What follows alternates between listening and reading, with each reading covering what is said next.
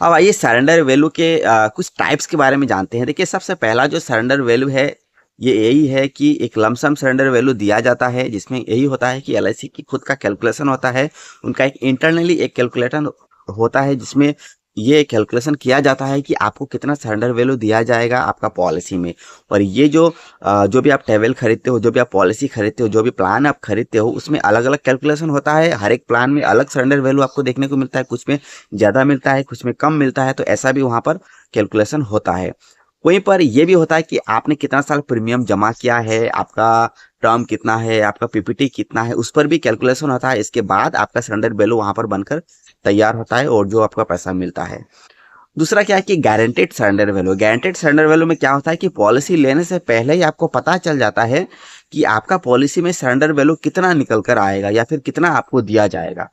Guaranteed surrender value में यही होता है कि आपको पहले ही बता देता है कि आपका जो भी टोटल डिपॉजिटेड अमाउंट होगा उसमें से आपको 80% आपको सरेंडर वैल्यू में दिया जाएगा, उसमें से मान लो आपको 60% आपको सरेंडर वैल्यू में आपको दे दिया जाएगा।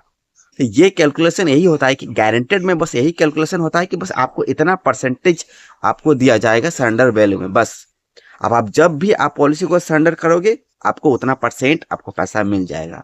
ऐसे सरेंडर वैल्यू में, गारंटेड सरेंडर वैल्यू में यही होता है। और जो लमसम होता है वहां पर बस एक इंटरनली कैलकुलेशन होता है और ये हर एक प्लान पर अलग अलग होता है। उस अलग के तहत जो भी प्लान में आपका टर्म लिया जाता है, जो भी पीपीटी उसमें लिया गया है, जो भी आपका सम एश्योर्ड लिया गया है, उसके हिसाब से एक इंटरनली कैलकुलेशन होता है और उसके बाद आपको सरेंडर वैल्यू दिया जाता है।